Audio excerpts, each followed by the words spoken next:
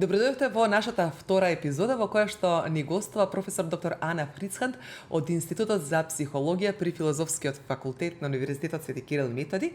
И во нашиот денешен разговор со неа ќе разговараме за тоа како да изградиме доверлива комуникација со децата и со адолесцентите, како да се справиме со состојбата на стрес и промени кои што тие ја манифестираат во училишната средина. Добар ден и добродојавте професорке во нашиот подкаст кој што го именувавме како разговори за здравје, во кој што во фокус го ставаме менталното здравје и психосоцијалната благосостојба на децата и на адолесцентите. Добар ден, да, ви благодарам за поканата. Овој наш разговор ќе го отвориме со тоа како се манифестираат предизвиците со менталното здравје кај децата и адолесцентите токму во училишната средина и што можат да направат наставниците за да го предвидат ова, односно и да изгледат пресред токму на ова нивно однесување. Јасно. Пред се треба да ги следат, добро да ги познаваат своите ученици, да активно ги следат севкупното нивно однесување, промени ако настанат во однесувањето, кои што би биле прв знак дека можеби одредено дете, ученик се соочува со некаков предизвик кој припаѓа во корпус на тие симптоми кои што се јавуваат кога се соочуваме со предизвик пред менталното здравје, во смисла на тоа дека, например, ако претходно било добро интегрирано детето во училиште, во социјалните интеракции, сега почнува да се изолира, значи таа социјална изолација, пад во академскиот успех, има низа симптоми, сега некои само ќе ви кажав. Писам повеќе како индикатори, промени што се случуваат. Значи социјална изолација, пад во академскиот успех, понатаму да речеме агресивни испади во однесувањето, неконтролиран гнев и лутина, влегување во конфликт со авторитетите, или со врсниците, значи не може да одржи квалитетна и долгорочна релација социјална со врсници, со други авторитети, нарушување на исхраната и на сонот, може исто така, присуство на депресивни состојби, на анксиозни состојби се уште некои индикатори, психосоматика во смисла главоболки, стомачни болки, често барање да се оди во тоалет, па до хиперактивност во некои ситуации, значи може да биде мешавина од промени во однесувањето кои тогаш кога ќе се забележат треба да се препознаат како знак. Меѓутоа, многу е важно да не реагираме сега веднаш на само еден од тие индикатори. Некогаш нарушен сон или исхрана може да бидат и поттикнати од некоја друга состојба или причина, не мора да е менталното здравје веднаш загрозено, но ако има сплет од повеќе фактори кои се препознаваат и голема разлика во однесувањето на како било претходно и како е сега, тогаш веќе треба да наставниците изреагираат од аспект на тоа дека треба да поразговараат со детето, со родителите или да препратат кај стручната служба, значи кај училишниот психолог, за да понатаму се види за што станува збор. Може би не е ништо страшно, но може би е и во прашање повторно кондицијата на менталното здравје. Денеска социјалните медиуми имаат огромно влијание врз денешната младина, но како тие социјални медиуми влијаат врз менталното здравје токму на младите и како може ефективно да се справиме со однесувањето кое што е последица токму на социјалните медиуми? Да, влијаат многу пати, истражувањата покажуваат па и самата пракса дека влијаат многу повеќе негативно отколку позитивно, но гледате, сето тоа зависи од тоа колку сме медиумски писмени, колку ни е развиено критичкото мислење, како ги користиме социјалните мрежи, за што гледаме таму. Еве, TikTok најчесто се посочува како социјална мрежа каде што децата и младите гледаат многу несоодветни модели на однесување, но таму може да се најдат и некои позитивни содржини. Децата и адолесцентите ги користат социјалните мрежи на различен начин, можеби од она што ги користат возрастните. Тука постојат низа, да речеме, опасности ако се користи сето тоа, целата таа содржина нефилтрирано, значи без некој критички став, се гледа што е таму поставено, се имитира, што често пати гледаме дека навистина во пракса ни се случува, тогаш знаете како штетно да влие врз општата психолошка добросостојба на децата и на адолесцентите, затоа што знае да ги втурне и во анксиозни состојби и во депресивни состојби понатаму. Значи, и да има низа штетни ефекти. Така што она што е, мислам, не е ни случајно што веќе многу земји, а и Австралија прва воведе забрана за користење, рестрикција за користење на социјалните мрежи за оние што се помлади 16 години. На таа иста линија на размислување веќе се и низ за европски земји, на пример Норвешка, Данска, Франција, Холандија, Велика Британија. Се уште се чекаат првите резултати во Австралија од тие предземени мерки, затоа што финалниот извештај некаде во јуни треба да им излезе, рокот е некаде до декември годинава да се види барем година дена, нели, да помине од почеток на имплементација, да се види, нели, дали тоа има некаков ефект, некои прелиминарни податоци што можев да прочитам дека тоа дава ефект, некаков позитивен. Се разбира, ако ги прашате младите, тие би сакале да се таму и нив не им одговара да има такви строги рестрикции, но дека дефинитивно треба да се работи на подигање на свеста, на таа медиумска писменост, на тоа критичко мислење кое, знаете, не доаѓа само по себе, сега вие стаете го во активности и ќе му го развиете. Ама е важно, например, да биде курикуларно воведено, за да почнат порано да го развиваат тоа одговорно користење на социјалните мрежи, како да се заштитат во тој интернет простор, значи таа сајбер безбедност е многу важно да ја знаат многу рано, нели, сето тоа да бидат екипирани со такви капацитети и знаење и вештини за да пред да пристапат, за да откако ќе пристапат можат подобро да ги и поуспешно да ги филтрираат содржините. Што гледам, што не гледам, што е позитивно, што е негативно, што ќе го практикувам и имитирам, што нема да го практикувам и имитирам. Затоа што да не заборавиме дека на таа возраст врсничкиот притисок знае да биде многу голем. Притисокот кој што го чувствуваат од врсниците е од енормно значење.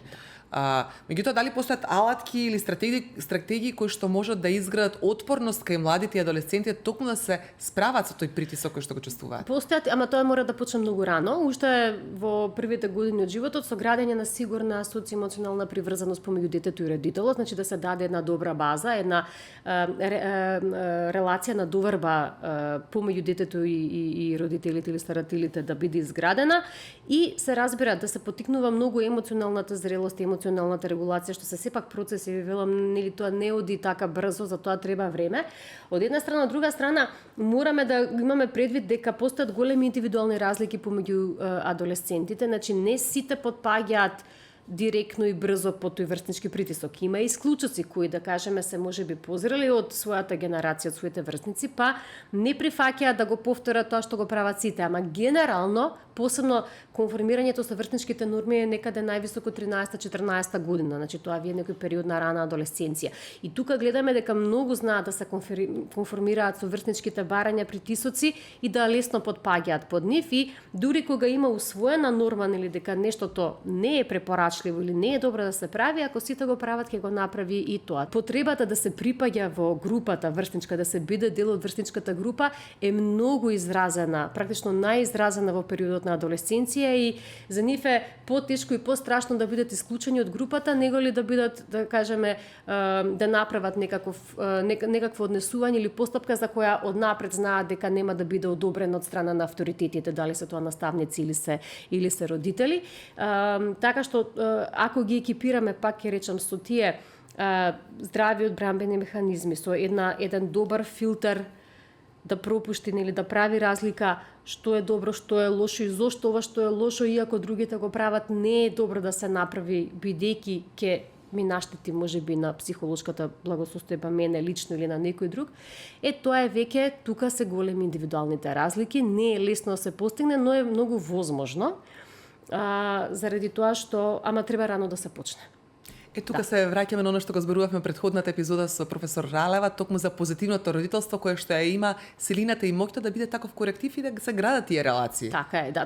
И тоа е нешто што велам мора да почне многу рано, бидејќи и семејството како една клетка, да кажеме, и училиштето како една друга клетка во која што се социализира детето и влегува во интеракција, треба да имаат нешто заедничко, а тоа е да бидат безбедна средина. Значи, да биде средина каде што детето сака да биде, сака да престојува, има доверба во тие што се околу него, значи се чувствува комотно да каже, да не се окрие, да не излаже, се чувствува безбедно, разбрано, прифатено, неосудувано. Тоа е нешто го гледаме и во училиштата, значи оние училишта кои што имаат топла, позитивна емоционална клима, таму и самите ученици се посклони да меѓусебно си помагаат, соработуваат, затоа што во основа им веруваат на авторитетите, а тоа се наставниците. Знаат дека ако имам дилема, ако имам некаков проблем или се соочувам со предизвик или не знам како да постапам, знам дека имам на кого да се обратам, дали е тоа класниот раководител, дали е некој наставник со кој што имам